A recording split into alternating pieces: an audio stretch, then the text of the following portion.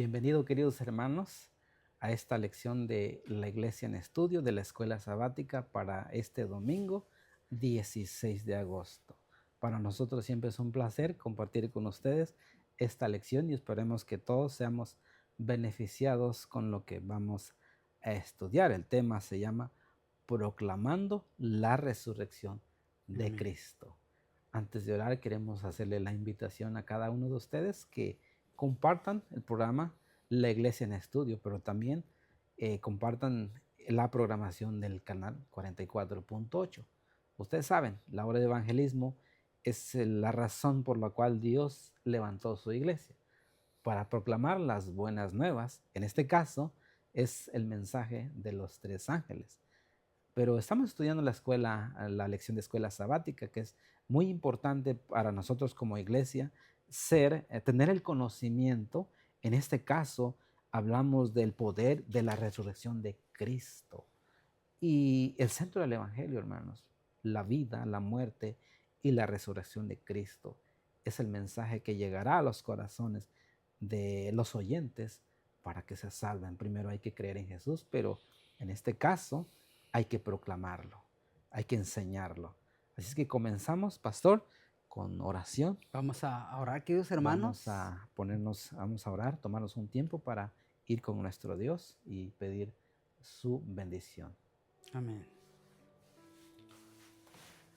Querido Padre, que mora en los santos cielos, Sí, Señor. en esta hora venimos delante de su presencia, Señor, a través de los méritos de Jesús como nuestro intercesor, para pedirle que en esta hora pueda mandar su Espíritu Santo, que Él Sí, pueda, Señor. Señor, traer inspiración y sobre todo, Señor, pueda darnos discernimiento tanto a nosotros como a nuestros oyentes y darnos el entendimiento de tu palabra y comprendamos, Señor, el propósito de Jesús a morir por cada uno de nosotros y es la esperanza de todos aquellos que han creído a través de las edades. Sí, Y sabemos Señor. que un día, así como Dios ha cumplido su promesa, también cumplirá esta última. Sí, Gracias, Señor. Señor, por esa esperanza que renueva cada día en nuestros corazones. Bendice a cada alma a esta hora, Señor, y que Sí, puedan Señor. recibir este hálito, esta esperanza y sobre todo, Señor, que todos podemos transmitirla a otros que no la tienen. Gracias, Padre, en el nombre de Jesús. Amén.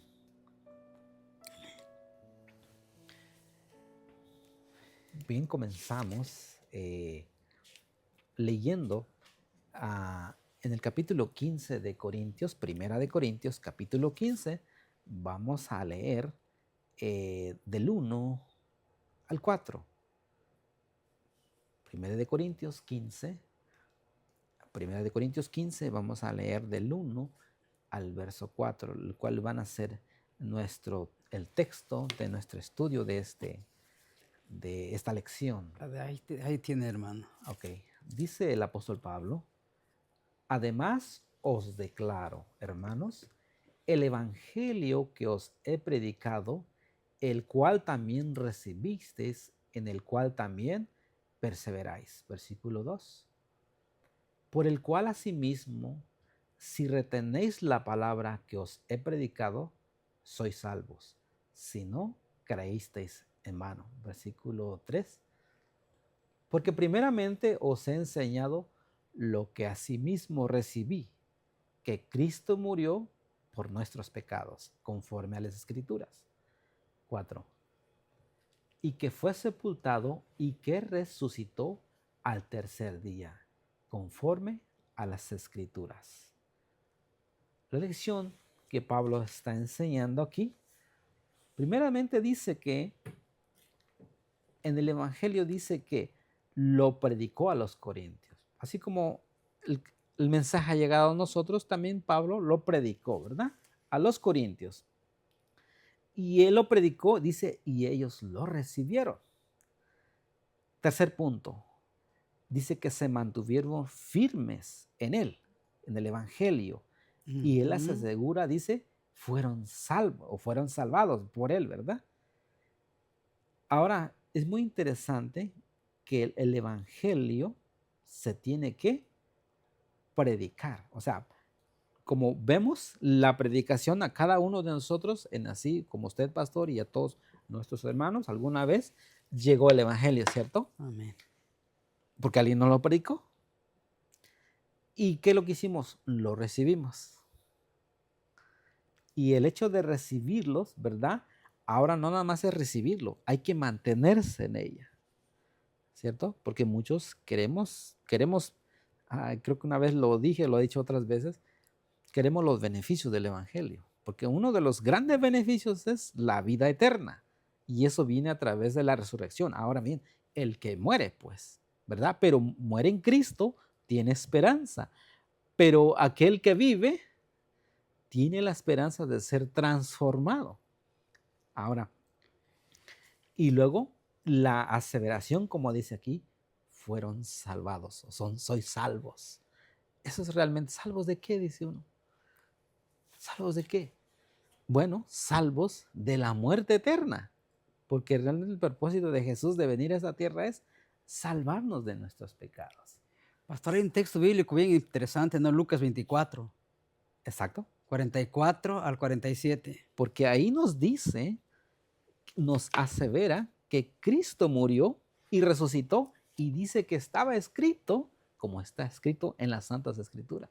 Vayamos a leerlo. Vamos a pedir a los hermanos que nos pongan Lucas capítulo 40, Lucas Ahí, 24, ahí está. 44. Adelante. Y les favor. dijo, estas son las palabras que os hablé, estando aún con vosotros, que era necesario que se cumpliese todo lo que está escrito de mí en la ley de Moisés, en los profetas y en los salmos. Versículo 45.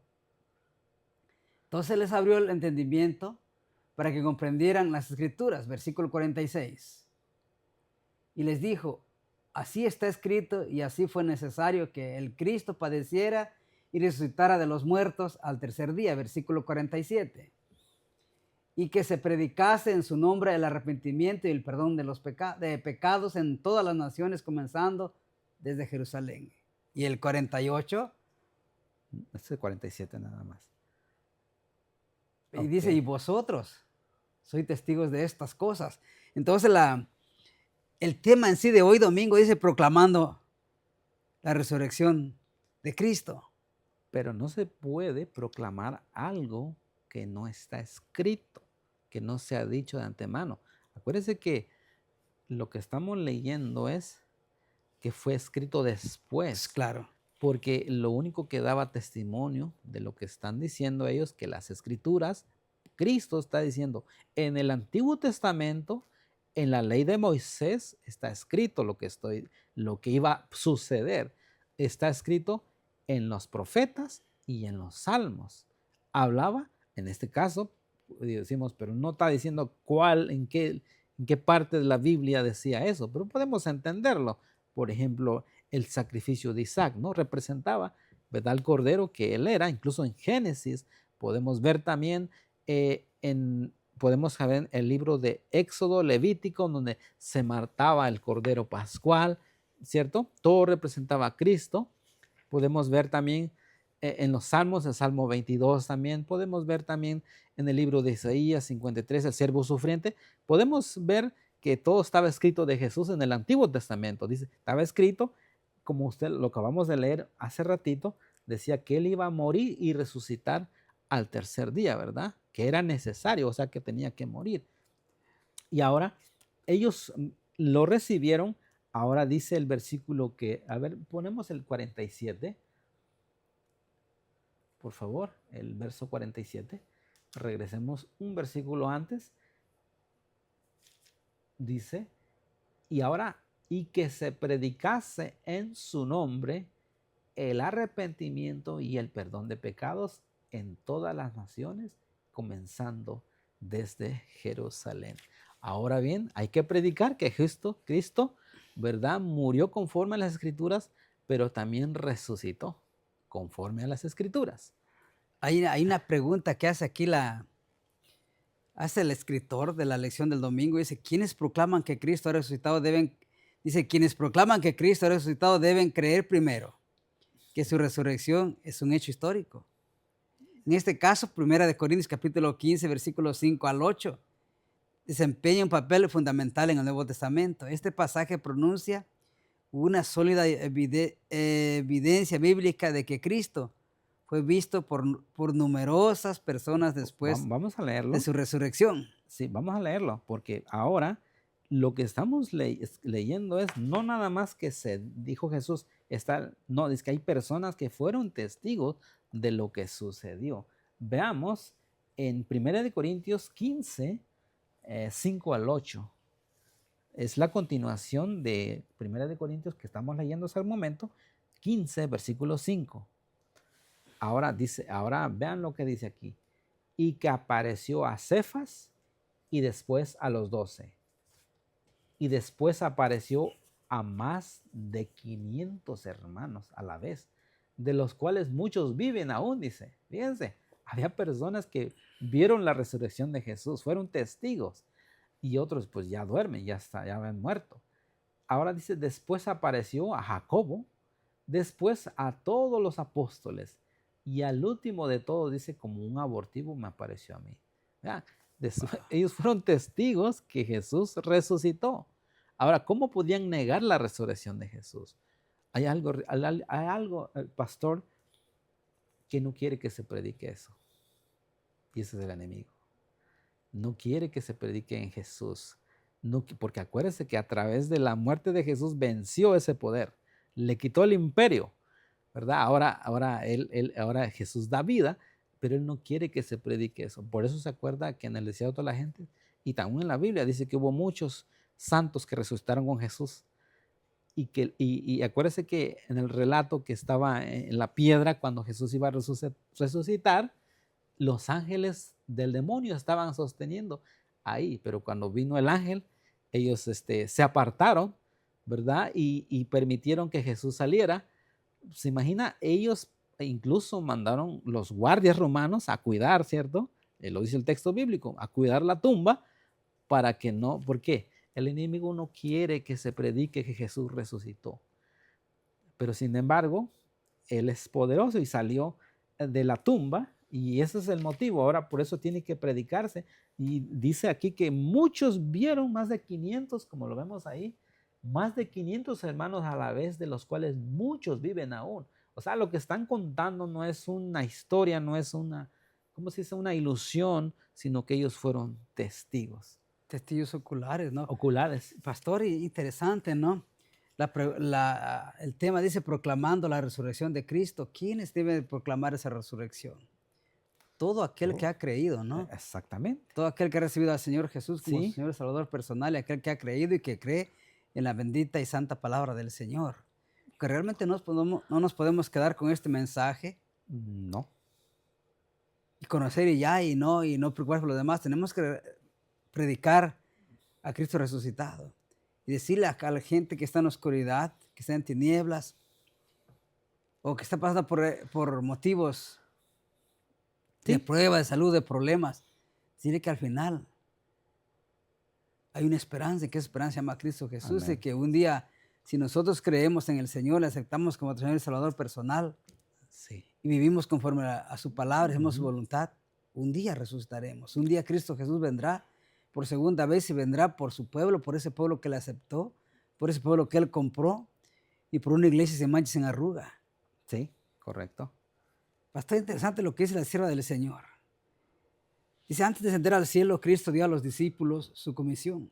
Les dijo que debían ser ejecutores del testamento por el cual Él legaba al mundo los tesoros de la vida eterna.